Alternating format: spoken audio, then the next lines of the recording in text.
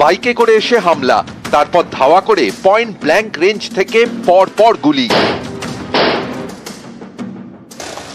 2রা জানুয়ারি সকালে এভাবেই খুন করা হয় মালদার হেভিওয়েট তৃণমূল নেতা দুলাল সরকারকে। সেই ঘটনায় ইতিমধ্যেই বেশ কয়েকজনকে গ্রেফতার করেছে পুলিশ। এবার তাদের জালে মালদার তৃণমূল নেতা নরেন্দ্রনাথ তিওয়ারি সহ 2।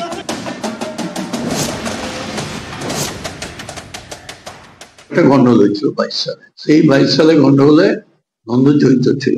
তারপরে নন্দ বলতো আমি বাবাকে যেখানে পাবো অনেককে বলেছে চক্রান্তের শিকার আপনি। চক্রান্ত শিকার অবশ্যই, বড় মাথার শিকার, বড় মাথার শিকার, বড় মাথার শিকার বাংলা হয়েছে, বড় মাথার শিকার আছে।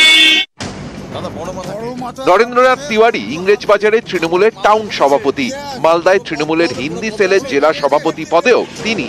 তৃণমূল কাউন্সিলর দুলাল সরকার খুনে মঙ্গলবার এই নরেন্দ্রনাথকে ইংরেজবাজার থানায় ডেকে পাঠানো হয়। রাতভর চলে জিজ্ঞাসাবাদ, তারপর গ্রেফতার। পুলিশ সূত্রের দাবি, বয়ানে অসঙ্গতির জেরেই গ্রেফতার। নরেন্দ্রনাথের সঙ্গেই গ্রেফতার করা হয়েছে মালদা শহরের পিরোজপুর এলাকার বাসিন্দা স্বপন শর্মাকে। এই স্বপন শর্মার এখন ওষুধের ব্যবসা। 8 ও 9-এর দশকে একাধিক খুন ও খুনের চেষ্টার ঘটনায় নাম জড়ায়। একাধিকবার গ্রেফতারও করা হয়েছে। স্বপন শর্মা হচ্ছে সিপিএম এর কন্ট্যাক্ট কিলার। আমাকে অনেকবার খুন করার চেষ্টা করছিল। নিতাই মার্ডার কেসে ও কনভিক্টেড হচ্ছে, কলকাতা থেকে জামিন নিচ্ছে। পুলিশ তথ্য পেয়েছে বলেই তো গ্রেফতার করছে। মালদার তৃণমূল হেভিওয়েট নেতা খুনের ঘটনায় এর আগে 5 জনকে গ্রেফতার করে পুলিশ।